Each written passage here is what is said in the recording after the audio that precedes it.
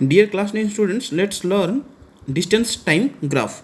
So in this graph, D stands for distance and T stands for time. So now मान लो एक graph ऐसा है distance and time में. Let's say this is the graph.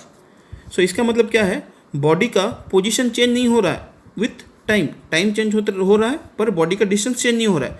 This says body का position change नहीं हो रहा है, इसीलिए बॉडी रेस्ट में है. Now if there is another graph like this starting from the origin and it goes like this. So इसका मतलब क्या है, विथ टाइम बॉडी का डिस्टेंस चेंज हो रहा है ना. So this kind of motion is known as uniform motion. Uniform motion का मतलब है बॉडी का एक कांस्टेंट स्पीड है, एक कांस्टेंट वेलोसिटी है. Now in the same case अगर वो लाइन सीधा ना होके कर्व्ड होता ऐसा, इसका मतलब है बॉडी का मोशन नॉन यूनिफॉर्म मोशन है. नॉन यूनिफॉर्म मोशन का मतलब है बॉडी का वेलोसिटी चेंज हो रहा है. यहाँ पे बॉडी का वेलोसिटी कांस्टेंट है, यहाँ पे बॉडी का वेलोसिटी चेंज हो रहा है या स्पीड चेंज हो रहा है. Now from this graph, this are some basic graph you should know. Now distance time graph से हम क्या निकाल सकते हैं, ठीक है. डिस्टेंस टाइम ग्राफ से हम बॉडी का स्पीड या वेलोसिटी निकाल सकते हैं. Now if there is a graph like this, इसका मतलब बॉडी का एक वेलोसिटी है. इसको कैसे निकालेंगे, हम लोग एक कोई भी दो पॉइंट से एक ट्राइंगल बना देंगे. Let's say this is point 1, this is point 2. Let's say A and B. So now from this triangle अगर हमको, लेट्स से दिस पॉइंट को सी लिख देते हैं. नाउ अगर इस ग्राफ से हमको बॉडी का स्पीड निकालना है तो what will do, B C by A C.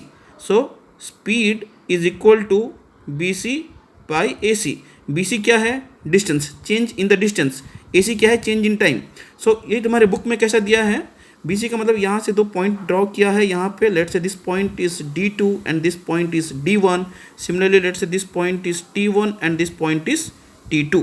So now speed का मतलब है distance by time. Now if you see B C का पॉइंट जो है लेंथ कितना होगा, D2 माइनस D1. सो दिस इज D2 minus D1 divided by A C. A C is T2 minus T1. So this is T2 minus T1. So speed of the body is given by the formula D2 minus T1 by T2 minus T1. हम graph से body का speed निकाल सकते हैं. Now if there is a question like this, graph है ऐसा, दो line बना दिए हैं. Let's say this body A and this is body B. Now अगर बोला जाए किसका स्पीड ज़्यादा है, सिर्फ क्वेश्चन इतना ही है, तो नॉट यू कैन से जिसका ग्राफ टुवर्ड्स डिस्टेंस है. जैसे यहाँ पे बॉडी A का velocity let's say VA and यहाँ पे बॉडी B का velocity let's say VB. So we can say VB is greater than VA.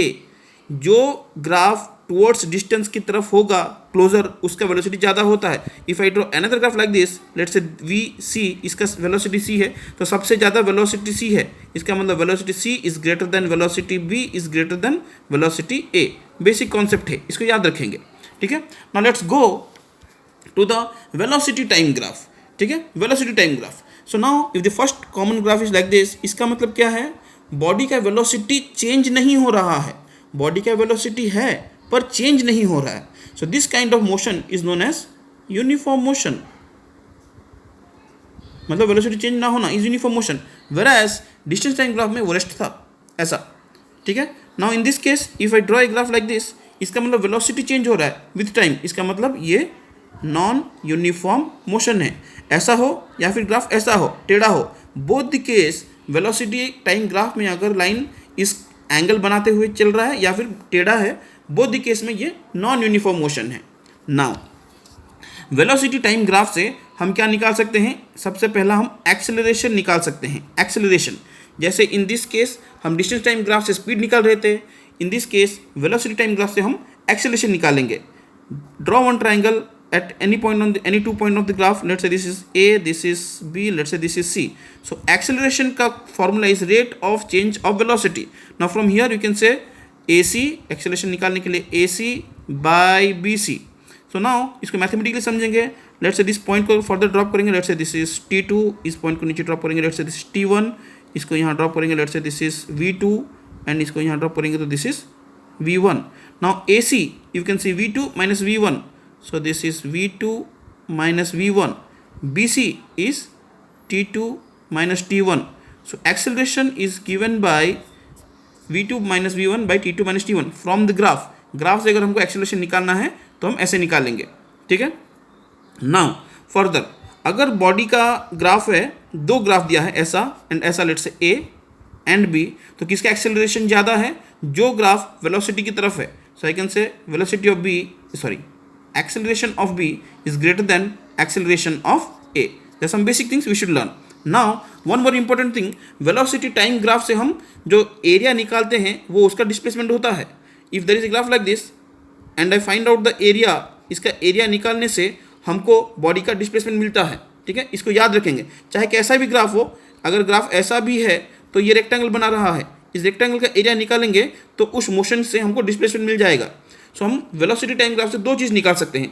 अगर हम स्लोप निकालते हैं like this, we get acceleration. अगर हम एरिया निकालते हैं तो हमको डिस्प्लेसमेंट मिलता है, याद रखेंगे. So the fundamental concept here we can say is area under the velocity time graph is displacement. इसको याद रखेंगे, area under the velocity time graph is displacement.